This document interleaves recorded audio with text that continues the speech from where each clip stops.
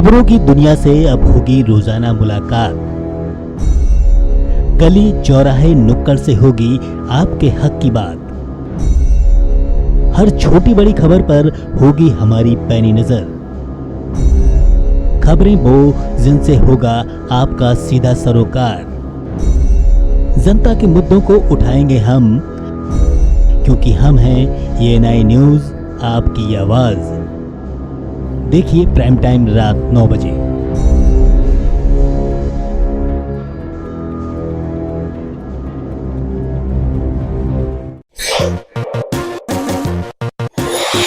नमस्कार, मैं के.एन. गुप्ता ये न्यूज नेटवर्क में आपका स्वागत करता हूं। आप देख रहे हैं प्राइम टाइम में हमारे साथ हमारी खास पेशकश, आपका शहर आपकी खबर। दिल्ली के बाद यूपी फतेह करने की चाहत में आम आदमी पार्टी यूपी में खासा सक्रिय है। यूपी की सभी 403 विधानसभा सीटों पर आम आदमी पार्टी ने प्रत्याशी मैदान में उतारे हैं। तो 300 यूनिट फ्री बिजली के साथ महिला सुरक्षा व अन्य प्रमुख मुद्दे आम आदमी पार्टी के एजेंडे में शामिल हैं। इसी के चलते आगरा कैंट से प्रत्याशी प्रेम सिंह जाटव के साथ जिला अध्यक्ष बनने सिंह पहलवान ने हमारे संवाददाता से विशेष बातचीत की। नमस्कार, हम आ चुके हैं आगरा में और आम आदमी पार्टी के कार्यकर्ताओं से बातचीत करेंगे और हम सभी को ये बताएंगे कि आम आदमी पार्टी ज़मीनी स्तर पे किस तरीके से काम कर रही है। और उसके कुछ गणमान्य हमारे साथ कार्यकर्ता हैं, जिला अध्यक्ष जी हैं और विधायक उम्मीदवार भी हैं। हम इनसे बात करते हैं। सर, आगरा में आम आदमी पार्टी की कितनी विधानसभाएँ हैं? आगरा में 9 विधानसभाएँ हैं आम आदमी पार्टी की। 9 विधानसभाओं पर हमने प्रत्याशी उतारे हैं, जिसमें एक विधानसभा पर जो फतेहपुर सीकरी विधानसभा है, वहाँ भारतीय जनता पार्टी की चाल रही है कि उसका जो है नॉमिनेशन नहीं होने दिया। जी। अच्छा, आपकी जो 9 विधानसभाएं हैं उसमें विधायकों का क्या राजनीति से बैकअप रहा है और नए उम्मीदवार चेहरे हैं या पहले भी राजनीति में सक्रिय था? कुछ पुराने भी हैं, कुछ नए भी हैं, लेकिन जनता को नए चेहरों से ज़्यादा उम्मीद है, क्योंकि पुराने लोगों को देख लिया, कोई 1 बार हुआ, कोई 2 बार हुआ, कोई 3 बार हुआ। उन्होंने कोई अपने क्षेत्र में न विकास किया। एक सरकार के एजे मैं क्या कहूँ, ऐसे एक चापलूस टाइप के एक प्रतिनिधि बन के रह गए। जो जनता की पुकार थी और वो अकेले में महसूस भी करते हैं कि हम पानी की सुविधा नहीं दे पाए, बिजली की सुविधा नहीं दे पाए, हम किसानों के लिए कुछ नहीं कर पाए, लेकिन सार्वजनिक रूप से वो नहीं कह पाते हैं। उत्तर प्रदेश सरकार का गड्ढा मुक्त जो योजना थी, उस पर आपकी सरकार कितना काम कर रही है और क्या सोचा है आपने? गड्ढा मुक्त केवल अपने अखबारों में है सरकार, आपके चैनल्स में है। आपके ENI चैनल्स के द्वारा मैं ये बातें कहना चाहता हूँ कि कहीं भी कोई भी रोड गड्ढा मुक्त नहीं हुआ। हाँ, इन्होंने एक काम तो किया है, फर्जीफिकेशन, कि इन्होंने कागजों पर सड़कें बना दी और उस पेमेंट को ये मिलजुल करके ठेकेदारों से खा गए। ये सरकार की उपलब्धि तो है।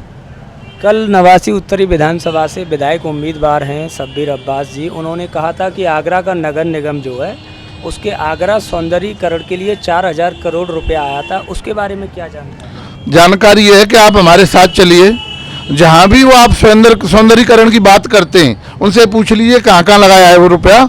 और हम चलते हैं, आपको कूड़े के ढेर दिखाएंगे, गड्ढा भी दिखाएंगे, जल भराव भी दिखाएंगे। नार की स्थिति बनी हुई है पूरे शहर की। ये जो कहते हैं ना कि ग्रीन आगरा क्लीन आगरा, ये सरासर झूठ बोलते हैं। और अब आम आदमी पार्टी उत्तर प्रदेश में जो आई है, उससे भारतीय जनता पार्टी सबसे ज़्यादा बौखलाई हुई है, क्योंकि आम आदमी पार्टी जो मैनिफेस्टो लेके आई है वो किसानों के हित का है, गरीबों के हित का है, मजदूरों के हित का है। किसानों के लिए बिजली फ्री की बात किसी मुख्यमंत्री ने कही है तो वो अरविंद केजरीवाल हैं। इससे पहले किसी मुख्यमंत्री ने नहीं कहा। 300 यूनिट बिजली फ्री की बात कही है तो अरविंद केजरीवाल जी ने कही है। और 24 घंटे बिजली देने की बात कही है तो केजरीवाल जी ने कही है। जबकि TTZ क्षेत्र पड़ता है, ताज ट्रेपेजियम, यहाँ आज तक 24 घंटे बिजली नहीं रही।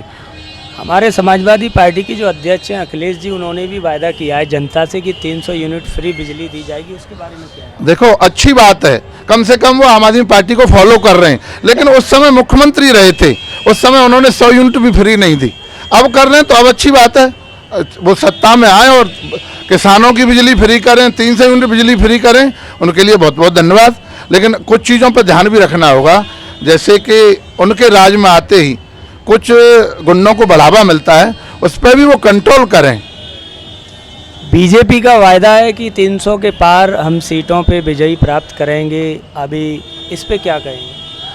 300 पर भारतीय जनता पार्टी, आप 30 की बात करिए, पूरा डाउन हो गया। आम आदमी पार्टी बढ़ रही है और अखिलेश जी भी बढ़े हैं, क्योंकि इस बात को हम नहीं जुटला सकते हैं। लेकिन आम आदमी पार्टी को जितना भी पढ़ा लिखा नौजवान है वो पसंद कर रहा है, क्योंकि एजुकेशन के क्षेत्र में हम लुट रहे हैं, हम गरीब लोगों के बच्चे नहीं पढ़ पा रहे हैं। स्वास्थ्य के क्षेत्र में हम लोगों के मकान गिरवी रख जाते हैं, खेत बिक जाते हैं, और इस दिल्ली मॉडल को लेकर के लोग बड़े खुश हैं कि वो दिल्ली जैसे स्वास्थ्य सेवाएं, दिल्ली जैसे स्कूल होंगे तो हमें, हमारे गरीब लोग भी बड़े खुशहाल रहेंगे।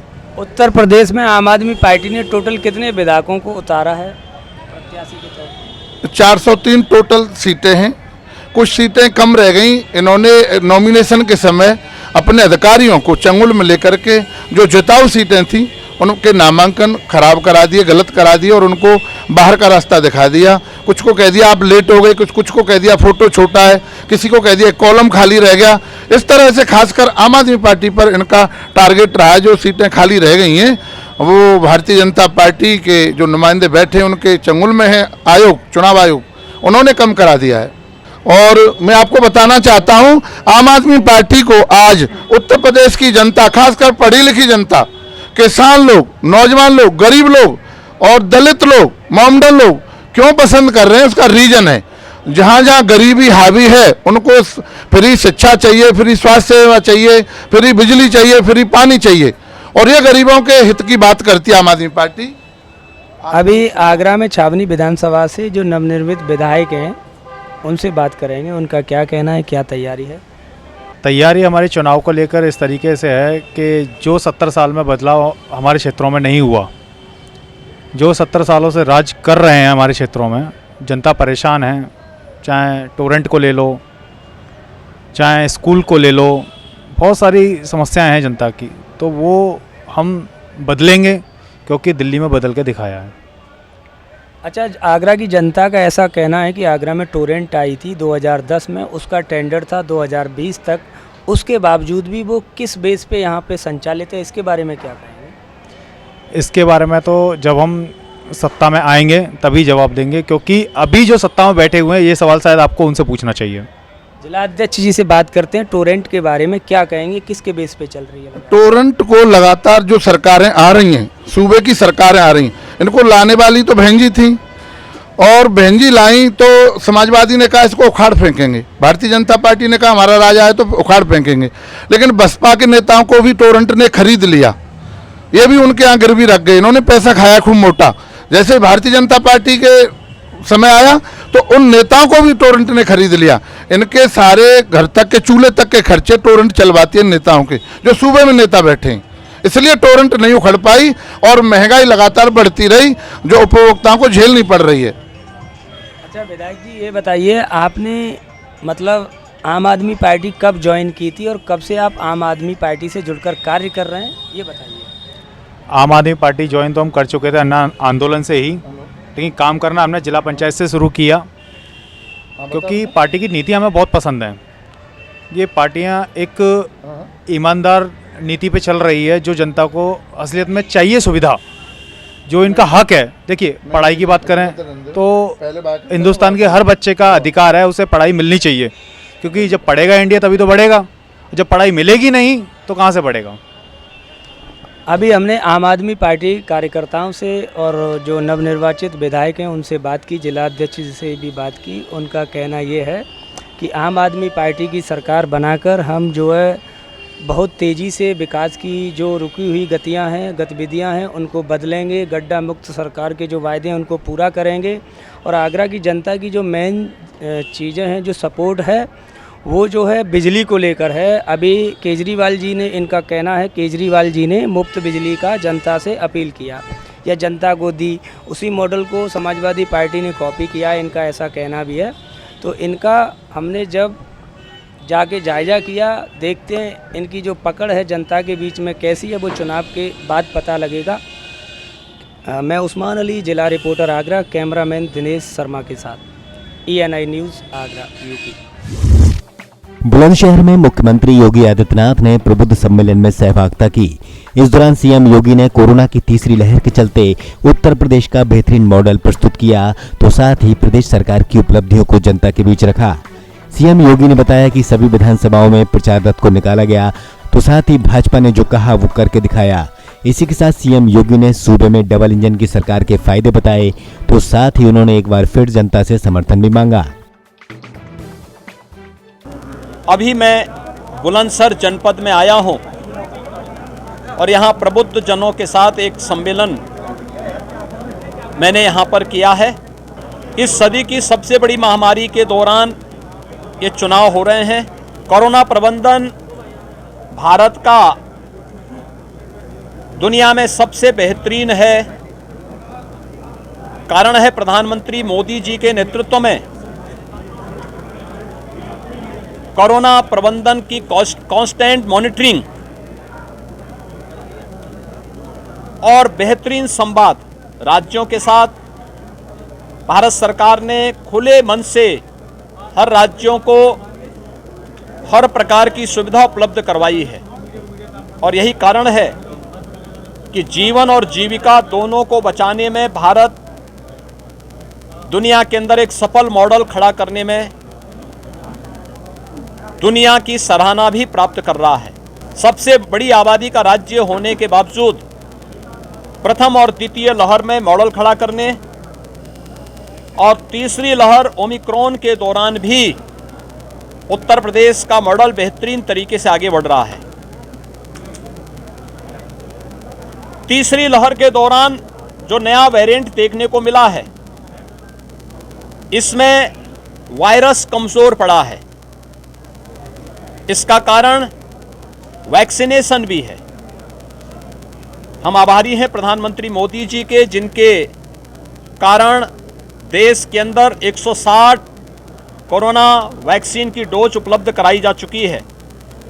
उत्तर प्रदेश ने 24 करोड़ 54 लाख से अधिक लोगों को वैक्सीन की डोज उपलब्ध करवाई है। एक बेहतरीन प्रयास हुआ है और उसका परिणाम है कि सेकेंड वेव के दौरान हम देख रहे थे कि ऑक्सीजन की डिमांड बढ़ी थी, लेकिन थर्ड वेव के दौरान आज ऑक्सीजन आत्मनिर्भरता का लक्ष्य प्राप्त किया कर दिया गया है और हर एक जनपद में पर्याप्त मात्रा में ऑक्सीजन प्लांट लगाए गए हैं। पर्याप्त मात्रा में वैक्सीन दी जा चुकी है। हर गरीब को फ्री में राशन दिया जा रहा है। डबल इंजन की सरकार है, डबल डोज राशन की भी हर गरीब तक पहुंच रही है। और इसी में हम देख सकते हैं कि 1% से भी कम पेशेंट हॉस्पिटल में हैं। अगर हम जनपद बुलंदशहर का देखेंगे तो बुलंदशहर में केवल 14 मरीज हॉस्पिटल में हैं, जबकि सक्रिय केस बुलंदशहर में 1908 हैं, यानी 1% से भी कम लोग हॉस्पिटल में हैं। यहां पर सेकेंड वेव के दौरान 14 ऑक्सीजन प्लांट लगे थे, जिसमें से 13 क्रियाशील हो चुके हैं। और अगर हम यहां पे वैक्सीन के देखेंगे तो यहां पे लगभग 40 लाख वैक्सीन की डोजेज अकेले जनपद बुलंदशहर में लगाई जा चुकी हैं। ये वही पश्चिमी उत्तर प्रदेश थे जहां दंगे होते थे, महीनों महीनों कर्फ्यू रहता था। आज वहां पर सुरक्षा का एक बेहतरीन वातावरण, आज वहां पर कावड़ यात्रा निकलती है। आज वहां दुनिया का सबसे बड़ा एयरपोर्ट जेवर में बनता है। आज सहारनपुर में मां शाकंभरी के नाम पे विश्वविद्यालय बनता है। राजा महेंद्र प्रताप सिंह जी के नाम पर अलीगढ़ में विश्वविद्यालय की स्थापना होती है।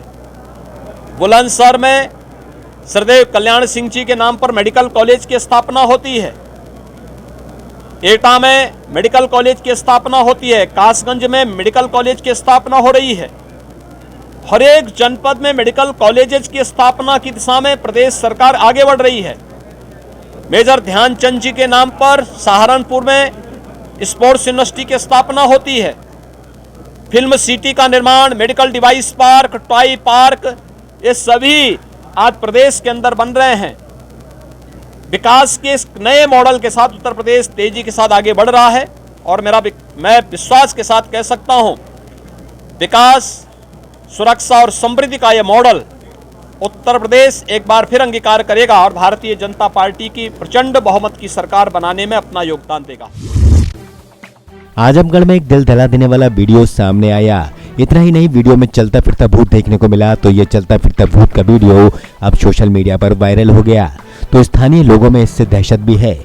तो बता दें कि आजमगढ़ के कोलबाज बहादुर मोहल्ले में बीती रात 2 मंजिल मकान से उतरता हुआ भूत सीसीटीवी कैमरे में रिकॉर्ड हो गया, जो आगे जाकर गली में जाता हुआ दिखा।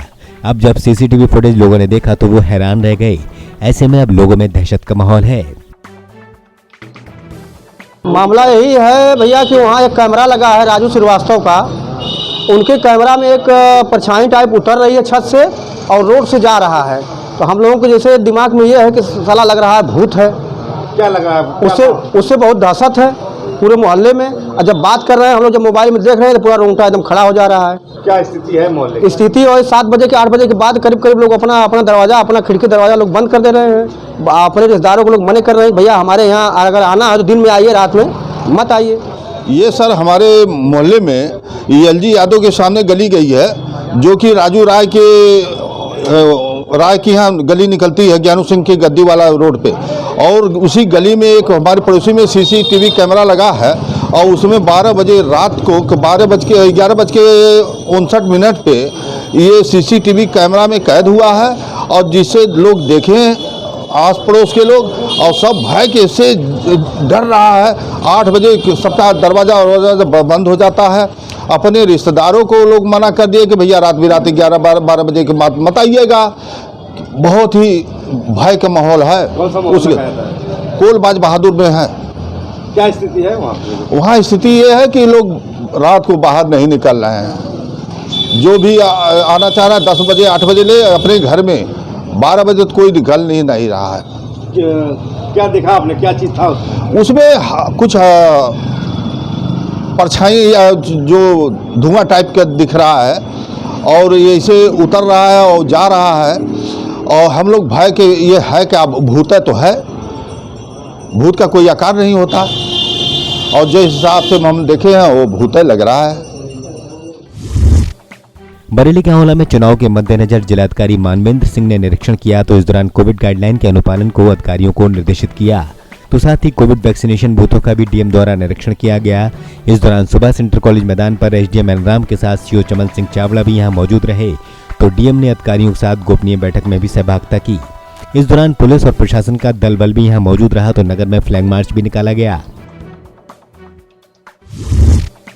आगामी चुनाव के चलते सार्वजनिक स्थानों पर पुलिस और प्रशासनिक अधिकारियों ने पैदल मार्च निकाला। इस दौरान वाहनों के साथ संदिग्धों की तलाशी ली गई।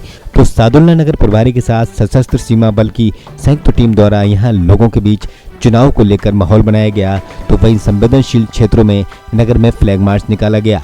तो वहीं आचार संहिता के चलते असामाजिक तत्वों को कड़ी चेतावनी भी दी गई।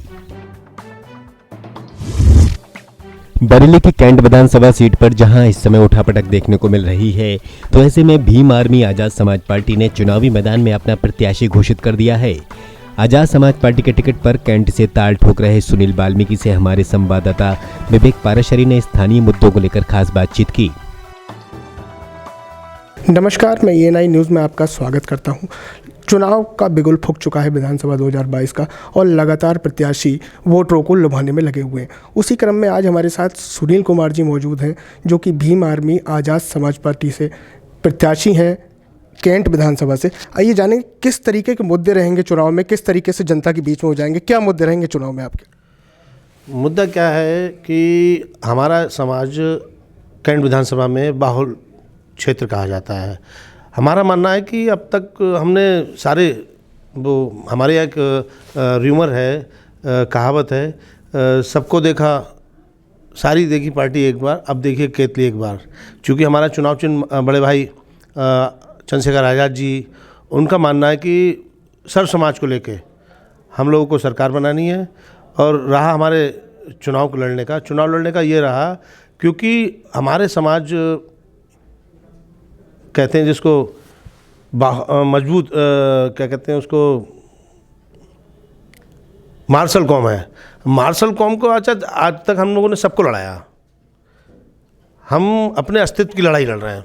जिस प्रकार से माननीय मुलायम सिंह नेताजी आए, उन्होंने यादव समाज को मजबूती प्रदान की और वो आज सम्मान की स्थिति में है। ऐसे ही बसपा नेता बहन कुमारी मायावती जी आई, तो उसमें दलितों में सिर्फ एक ही समाज को मजबूती मिली और सम्मान मिला, जाटव समाज को। तो हम वाल्मीकि समाज जो चूँकि मैं लड़ रहा हूँ, मैं भीम आर्मी आज़ाद समाज पार्टी से इसलिए लड़ रहा हूँ कि हम वाल्मीकि समाज अपने राजनीतिक में अपनी पहचान की लड़ाई लड़ रहा है, ये हम अस्तित्व की लड़ाई लड़ रहे हैं। हमारा प्रयास ये है कि हमारे समाज को एक पहचान मिले राजनीतिक में, तो प्रयास है मेरा। बाकी देखिए, मेरा समाज एक तरफा मुझे वोट करेगा, मुझे पूर्ण विश्वास है मेरे अपने वाल्मीकि समाज पे और अपने साथियों पे, जो मेरे सर्व समाज के दोस्त लोग हैं, जो मेरे साथ पढ़े हैं, खेले हैं, कूदे हैं और बचपन से आज तक, क्योंकि मैं पार्षद रहा हूँ और पार्षद मेरे क्षेत्र मणिनाथ नेकपुर पड़ता है, वहाँ के सारे समाज के लोग, सवर्ण जाति के लोग, दलित, वहाँ तो यही समाज लोग हैं, तो सवर्ण के लोग जो हैं मेरे साथ हमेशा हैं और मैं विश्वास दिलाता हूँ उन्हें कि वो मुझे वोट देंगे तो उनको ये लगेगा कि सही डिसीजन हुआ है। बिथरी मतलब अपनी विधानसभा में, कैंट विधानसभा में आप क्या मुद्दे देखते हैं कि जो पीछे कहीं रह गए, विकास के मुद्दे किस तरीके से देखते हैं? एक्चुअल में सबसे मेन मुद्दा हमारे समाज के लिए शिक्षा, और वर्तमान समाज सरकार ने शिक्षा को शून्य कर दिया हमारे समाज के प्रति, क्योंकि गरीब समाज है हमारा, बहुत ज़्यादा पिछड़ा समाज है, क्योंकि इसको आरक्षण का भी लाभ नहीं मिल पाया है। क्योंकि बाबा साहब ने कहा है शिक्षा वो शेरनी का दूध है, जो पिएगा वो दहाड़ेगा, लेकिन दहाड़ेगा तभी जब वो शिक्षित होगा। अब पॉलिसी ऐसी आई है कि हम लोग गरीब लोग हैं, 4-4, 5-5 lakh MBA, BBA, BCA, M.Tech, B.Tech, ये कैसे का हायर एजुकेशन में हमारा बच्चा जा ही नहीं पाएगा, क्योंकि उन्होंने हमारे जो दलित बच्चों का स्कॉलरशिप, जिसको हम वजीफा बोलते हैं, वो बंद कर दिया है। दूसरी सरकारें पिछड़ी नहीं, उन्होंने भी दलित समाज को रोका इस शिक्षा की ओर जाने के लिए, तो मजबूरी बस मुझे ये कदम उठाना पड़ा। मैं मजबूत होऊंगा, मेरा समाज, वाल्मीकि समाज और मेरे साथी जितने हैं दोस्त लोग, जो चाहे सवर्ण हो या हिंदू हो या मुस्लिम हो, वो सब मेरे साथ मजबूत होंगे। क्योंकि आप बचपन से भी इसी समाज में एक दर्द झेलते हुए आए होंगे, किस तरीके का दर्द आपने देखे? वर्तमान सरकार कहूँ या इससे पिछली सरकारें कहें, हमारा वाल्मीकि समाज चूँकि सफाई पेशे से जुड़ा है, वर्तमान से लेकर पूर्व बहुत अरसा हो गया है, तो हमने ये देखा है उनकी जो सीवर में मौतें हो जाती हैं, बेदर्दी से मर जाते हैं बेचारे। आज वही प्रथा, ठेकेदारी, 3,000, बताइए, जीवन खेल रहे हैं हमारे समाज से, वाल्मीकि समाज के जीवन से खेल रहे हैं। 3,000 में कोई काम होता महीने का, और 3,000 में भी सीवर में घुसड़ना है, नालों में घुसड़ना है। वो कितनी मजबूरी में अपना जीवन यापन कर रहे हैं, ये उससे हमसे ज़्यादा बेहतर कोई नहीं जान सकता, क्योंकि हम उस समाज से जुड़े हुए हैं। अब मौत हो जाती है, मौत होने के बाद भी इग्नोर कर दिया जाता है। अब जैसे समझ लीजिए मनीषा हत्याकांड हुआ हाथरस वाला, अगर बड़े भाई चंद्रशेखर आज़ाद जी नहीं होते तो उसमें न्याय भी नहीं मिल पाता। वो तो बेचारे उसको फंसाने के चक्कर में थे, उसके भाई को, उसके पिता को, कि इन्होंने ही उस बेटी को मारा है। मेरा निवेदन है कि जो इंसाफ पसंद लोग हैं, आज़ाद समाज पार्टी का चुनाव चुने केतली, उस पर वोट दें। मेरा निवेदन है सारे लोग, सब समाज से। मेरा वाल्मीकि समाज मेरे साथ है, ये मुझे पूर्ण विश्वास है। बस ये है कि निवेदन यही है कि केतली चुनाव चुने, सबकी सरकार देख ली, इस बार केतली, ये मेरा नारा है। बरेली कैंट विधानसभा से कांग्रेस प्रत्याशी सुप्रिया एरन के समाजवादी पार्टी की सदस्यता लेने के बाद अब कांग्रेस के सामने एक बड़ी चुनौती खड़ी हो गई है, जिसके चलते महानगर कांग्रेस कमेटी के अध्यक्ष अजय शुक्ला ने एक प्रेस वार्ता का आयोजन किया, जिसमें प्रवीण एरन को दल बदलू नेता बताया, तो साथ ही निस्वार्थ की राजनीति करने वाला नेता करार दिया। इस दौरान कांग्रेसी नेताओं ने प्रवीण एरन पर तमाम तंज कसे, तो साथ ही एरन दंपत्ति पर चुनाव के दौरान पार्टी को नुकसान पहुंचाए जाने की बात को कहा। इसी के साथ कांग्रेस ने कहा कि एरन दंपत्ति के जाने के बाद अब पार्टी और कार्यकर्ता खुद को आजाद महसूस कर रहे हैं। अब पार्टी मजबूती से चुनाव लड़ेगी। इलेक्शन फुल मोड में है और ऐसे में लोग भागने वाले भागते हैं, तो उनको कोई रोक सकता नहीं और उससे कोई फर्क भी नहीं पड़ता। यानी कितने लोग गए हैं उसके बाद भी कांग्रेस में कहीं भी नहीं। और बहुत अच्छी, जो कांग्रेस के लोग इनकी वजह से खाली बैठे थे, एरन साहब की वजह से, वो लोग निकल के आ रहे हैं और बहुत बधाइयाँ दे रहे हैं कि बहुत अच्छा रहा और इससे पार्टी शुद्ध हुई है हमारी। और लोग जितना परेशानी से इनके उसमें थे, आपने देखा होगा अभी 3 दिन पहले जो पहले कार्यक्रम हुआ था, आप लोग सब लोग थे, तो देख सकते थे कि उसमें इतनी एनर्जी नहीं थी लोगों में, कांग्रेस पार्टी के लोग ही नहीं थे। और हाईकमान को पूरा पता था पहले से, और ये करीब 10 दिन से पहले से पता लग गया था। पार्टी ने इन्हें खाली लड़ने के लिए कहा था, सिंबल की तो बात ही नहीं थी। और सिंबल उन्हें ऐसे मिलता भी नहीं, और वो समझ रहे थे कि मुझे कांग्रेस पार्टी सिंबल नहीं देगी। और 17 में भी जब मुझे मेयर का चुनाव हुआ था तो इनको नहीं दिया था, इन्हें उम्मीद थी। कांग्रेस पार्टी ने इनको मेयर बनाया, इनकी वाइफ को, कांग्रेस पार्टी ने इनको एमपी बनाया। अब तो गई। और सबसे बड़ी बात यह है कि ये एक ऐसे आदमी है प्रवीण सिंह ऐरन जिन्होंने सबसे ज्यादा पार्टी बनाने का रिकॉर्ड बरेली में बनाया। यूपी में राजनीति गर्म है तो आचार संहिता का डंडा भी राजनीतिक दलों पर कार्रवाई कर रहा है। ऐसे में बदायूं भाजपा कार्यालय पर कुछ अलग ही तस्वीर देखने को मिली, जहां पार्टी नेताओं ने कार्यकर्ताओं की बैठक आहूत की, तो वहीं इस दौरान 300 से ज्यादा लोगों ने इसमें सहभागिता की। तो यहाँ कोरोना नियमों के साथ आचार संहिता की जमकर धज्जियां उड़ी। तो इस दौरान यहाँ कार्यकर्ताओं के लिए भोजन का भी इंतजाम किया गया था, तो वहीं लोगों का यहाँ खास हुजूम देखने को मिला। जिला कांग्रेस अध्यक्ष व सदर विधानसभा प्रत्याशी प्रवीण सिंह ने नवनियुक्त कार्यकारी अध्यक्ष रमेश राजभर को माला पहनाकर उनका स्वागत किया। तो आगामी विधानसभा चुनाव को देखते हुए पार्टी का घोषणा पत्र भी जारी किया। इस दौरान भर्ती विधान से जारी घोषणा पत्र में तमाम वायदे गिनाए गए, तो इसमें युवाओं को आकर्षित करने के लिए रोजगार को प्रमुखता से दर्शाया गया। प्रवीण सिंह ने पत्रकारों से वार्ता के दौरान बताया कि यूपी के युवाओं के बेहतर भविष्य के लिए कांग्रेस के पास सिर्फ खोखले शब्द नहीं बल्कि एक पूरी योजना है।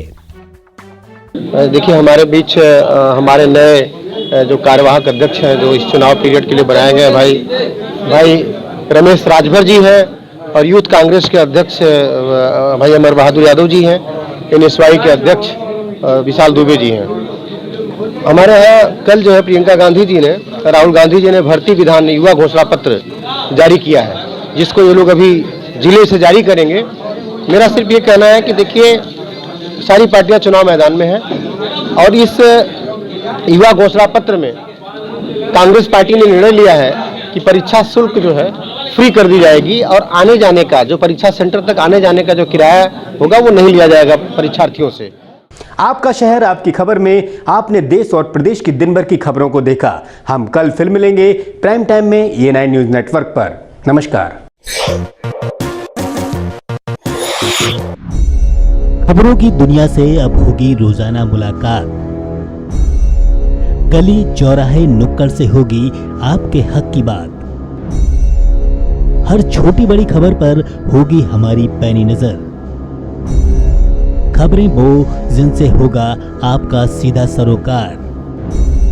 जनता के मुद्दों को उठाएंगे हम, क्योंकि हम हैं ये9 न्यूज, आपकी आवाज।